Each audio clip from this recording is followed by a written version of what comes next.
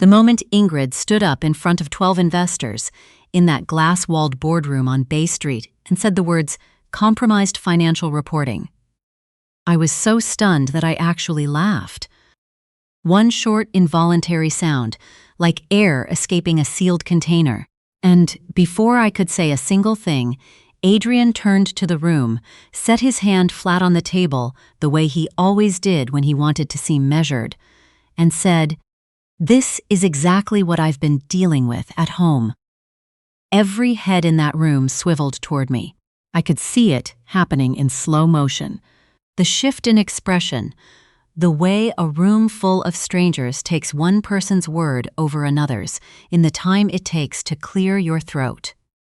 12 investors, 3 managing partners from the largest venture capital firms in the country, and my best friend of 17 years standing beside my husband, telling them I had falsified our company's accounts.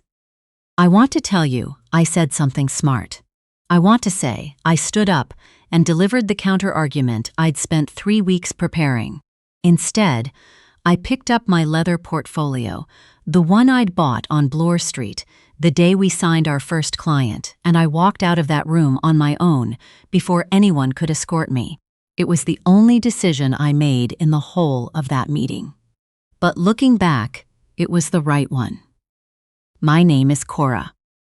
I'm 37 years old, and for 14 years, I was the person who built Adrian Keller's company from a spreadsheet on a second-hand laptop into a $40 million Series B fundraising round. I hold a CPA designation from the Chartered Professional Accountants of Canada. I earned it the same year we moved into our first apartment near Roncesvalles, and I remember holding that certificate over the kitchen table and thinking I had never wanted anything more than to be trusted with someone else's numbers. Numbers have always made sense to me in a way that most other things haven't. I was the kind of child who balanced her allowance at the end of every week. I chose accounting because it felt like a form of justice. Everything has to add up, and if it doesn't, something is wrong, and you keep looking until you find it. You always find it. I met Adrian at the University of Toronto in my second year. He had a business plan sketched on the back of a seminar handout and a kind of restless energy I confused for ambition. We married when I was 26 in a small backyard ceremony at his parents' place in Oakville. His mother made pierogies from scratch. We danced on the grass while the neighbors leaned over the fence to watch. For the first 8 years, we were a real team. His fintech software company started as 3 people in a King West loft. Adrian on product, me on the books, and a developer named Quentin who ate nothing but poutine and fixed bugs in the middle of the night. I built the financial systems from scratch. Every revenue projection, every investor report, every audit file. When we landed our first institutional client, a mid-sized credit union out of Hamilton, Adrian picked me up in the parking lot of a Tim Hortons on Queensway, laughing, and said, "We're actually doing this." I held on to those words for a long time, much longer than I should have. Ingrid came into our lives around the time the company started to scale. We'd been friends since second year at U of T. She used to sit beside me in corporate finance and steal my highlighters without asking. I'd always loved her for it, that particular kind of comfort that comes from someone who treats your things as their own. When Adrian needed a chief operating officer for the Series A growth phase, I went to him and said what I genuinely believed. She was the sharpest person I knew. She'd hold the company together while we were building, and she deserved a real chance. He hired her within the week. For a year, everything was good. Better than good. Ingrid was funny and direct and knew how to manage a team in ways that freed us both up. She started joining Adrian's meetings, then managing his calendar, then finishing his sentences. I told myself it was because they were working hard, because we were all working hard, because that's what building something real looks like from the inside. There was always an explanation. I was good at finding explanations. The first time something felt wrong, I almost missed it. Adrian came home from a board dinner and told me I had circulated the wrong version of the Q3 revenue report, a draft with a projection error. I said that wasn't possible. I had triple-checked that file before sending. He showed me the email thread. My name was on the send line. The attachment was the draft version. I stared at it for a long time. I knew what I had sent. I'm a CPA. Sending the wrong version of a financial report isn't a mistake I make. It's not even in my repertoire of possible errors. But there it was in black and white, and when I said, "Adrian, I did not send that draft," he tilted his head with an expression I hadn't seen from him before. Patient. Like I was a difficult client he was managing, he said, "Cora, the thread speaks for itself." Ingrid was at the office when I went in the next morning to look at the version history. She was sympathetic. She touched my arm and said, "It happens to everyone. The important thing is we caught it before the next board call." She said it so gently that I almost thanked her. It escalated the way these things do, gradually enough that by the time you realize you're drowning, you've already forgotten what the surface looked like. Revenue projections I hadn't altered somehow contained errors I could see but couldn't account for. Meeting notes I'd written were slightly different from what I remembered writing. Adrian started using the phrase, "when Cora's having a difficult time," in conversations I wasn't supposed to overhear. Ingrid would follow up with a gentle text asking how I was feeling. I did what I always do when something doesn't add up. I worked harder at finding it. I started keeping copies of everything. Not on the company server, on my personal hard drive at home. Every report, every working paper, every version-controlled file with a timestamp. Professional habit, I told myself. Looking back, I think some part of me, the part that never gets a number wrong, already knew what I was preparing for. The worst of it was the 6 months I spent half believing them. I'm not ashamed to say it anymore, though I was for a long time. I made a GP appointment. I answered a questionnaire about cognitive function. I sat in the waiting room of a walk-in clinic on College Street and searched early-onset memory problems on my phone while the afternoon news played silently on a mounted TV in the corner. At 36 years old, the only place I never doubted myself was my actual work.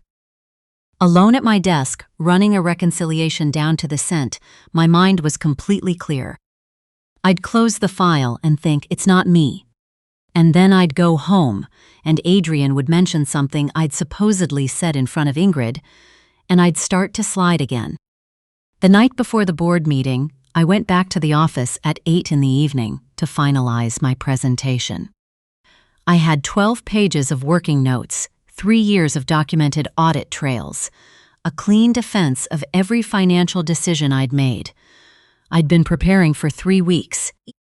I was printing the last section when I noticed a file on the shared server I hadn't seen before. It was labeled with the VC firm's name and the date of the following morning's meeting. Ingrid had uploaded it 4 days earlier. I opened it. It took me 4 minutes to understand what I was looking at, 2 more to be certain. The revenue model in that investor deck booked 3-year SaaS contracts as single lump sum payments received entirely in year 1. Every contract across the board. It inflated our recognized year 1 revenue by 38%. It made us look like we were growing at a rate we had never actually achieved. And it directly violated IFRS 15. The revenue recognition standard I had built our entire reporting framework around from the beginning. I sat in that quiet office, 8 floors above Bay Street, the city grid lit up below me, and my hands were completely still. This was not an error. Errors are random. This was systematic, deliberate, and timed to land $40 million of investor capital before anyone looked too closely. And the person who had uploaded it was the woman who had spent 18 months telling everyone I couldn't be trusted with numbers. I photographed my screen. I transferred the file to my personal drive. Then I drove home, lay in the dark beside Adrian, and did not sleep. He didn't raise his voice the next morning. He didn't need to. He waited until the introductions were done, and then he looked around the boardroom and said he needed to disclose something before the meeting began. He said there had been concerns about the accuracy of our financial reporting originating from within the finance function. He said he'd been managing the situation internally for some time, but that transparency required him to address it now, in front of the people who deserved to know. Ingrid nodded at exactly the right moment, 2 small, practiced nods. I laughed. That one involuntary sound. Adrian said what he said about dealing with me at home, and I walked out. I sat in the underground parking at Union Station for 43 minutes. I want to be honest about what that felt like, because people expect that kind of moment to be about grief or rage, and it wasn't either of those things. It was closer to the feeling I get at the end of a reconciliation that hasn't been balancing for weeks. The moment the number finally lands. A particular, full, quiet. I felt something settle into place that had been wrong for a very long time, and what settled was this. I had never once been wrong about the numbers. They had been wrong about me. I called Yuki Tanaka from the parking garage. Yuki had been my supervising partner when I articled 15 years ago. She was 61 now and ran the forensic accounting practice at one of the largest independent firms in Toronto. She was the person who had first told me that the job isn't to find what people want to find. It's to find what's actually there. She picked up on the second ring. I told her everything. The board meeting, the file I'd found, the IFRS 15 violations, the timing. She was quiet for a long moment, and then she said, in a voice I'd last heard when she was walking me through a particularly difficult file, "Can you be at my office at 5 o'clock today?" I said yes. I brought my personal hard drive, 3 years of version-controlled working papers, and screenshots of the falsified deck. Yuki spread everything across her boardroom table and didn't speak for a long time. Then she took off her reading glasses, set them down, and said, "Cora, this is securities fraud." Not a question, a statement of fact. "I know," I said. "You understand that what comes next isn't a conversation with your husband. It's a referral to the OSC, the Ontario Securities Commission." I nodded. I'd understood that in the parking garage. Yuki picked up her phone and called someone in the enforcement division she'd worked with before. That's how it actually works. Not through confrontations in glass boardrooms, but through someone with the right credentials making the right call at the right time. She hung up and said, "They'll want to talk to you tomorrow morning. Don't say anything to Adrian tonight." I didn't go home that night. I stayed at my sister's place in Leslieville on a pull-out couch with a bar in the middle and lay awake until 4 in the morning. Not because I was afraid, because I was thinking very clearly for the first time in over a year. 2 days after the board meeting, I received a message on LinkedIn from a junior analyst at one of the VC firms, a young man named Arlo Chen, who'd been part of their due diligence team. He'd seen something circulating about my removal from the company and reached out.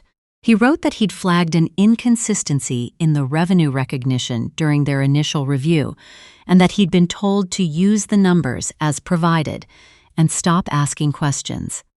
He had the email chain showing who had told him to stop asking.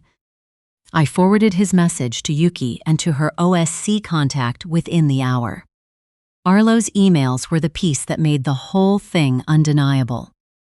Ingrid had specifically instructed the VC firm's diligence team to accept the financial model without independent verification, framing it as a request to trust the expertise of the company's internal finance function.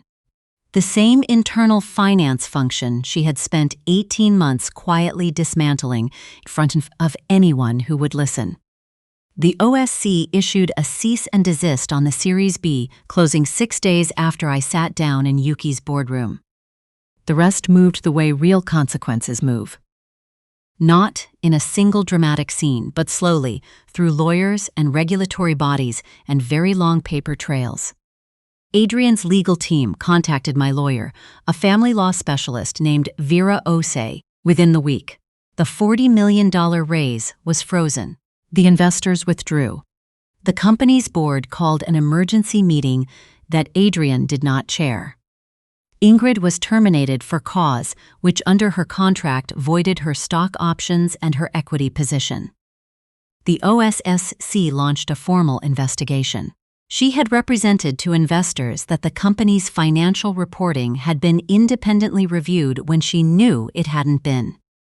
That created its own liability, with or without a CPA designation behind her name. The divorce took 8 months. Under Ontario's Family Law Act, family property is divided at separation. And that includes the value of a business built during the marriage. 14 years is a long time. The settlement was significant, and Vera made sure every dollar of my contribution was documented. I had kept very good records. I never confronted Adrian alone. I thought about it. But Vera had said what Yuki already had. The moment he understood the scope of what was coming, he would do what cornered people do: construct a version of events that centered his own survival.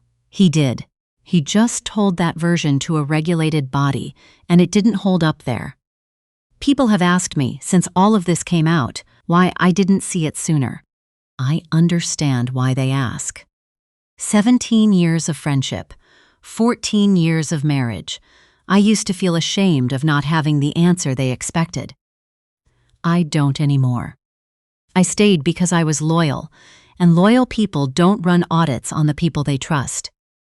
That's not weakness. That's a value. The mistake I made was assuming everyone around me was operating from the same set of principles, the same belief that things have to add up, and when they don't, you say so. Ingrid wasn't operating from that. She was operating from something else entirely. I don't know exactly when she decided that $40 million and a controlling stake in a growing company was worth 17 years of friendship. I've made my peace with not knowing. Some files don't reconcile. Eventually, you close them. That was 14 months ago. I now run a boutique forensic accounting firm in a small office on Richmond Street West. We do litigation support, fraud investigation, and financial expert witness work. Yuki is my senior partner. Arlo Chen referred us our first external client, a tech company in Waterloo that needed independent diligence on an acquisition target's historical financials. He now works in-house at a mid-market private equity firm and sends me a referral every few months, always with a short note that says something like, "Thought you'd want to look at this one." I open the office at 7:30 every morning. I make coffee in the small kitchen, open whatever file is at the top of the stack, and start finding what's actually there. My hands are steady every single morning because the people I work with hired me for exactly one thing: to tell the truth about the numbers. There is no one left in my professional life whose job is to make me doubt that I'm capable of doing it. There is a small framed print on the wall across from my desk. Yuki gave it to me when we signed the partnership agreement. Plain typeface, black letters on white. The numbers don't lie. They just wait for someone willing to find them. I read it every morning before the first call.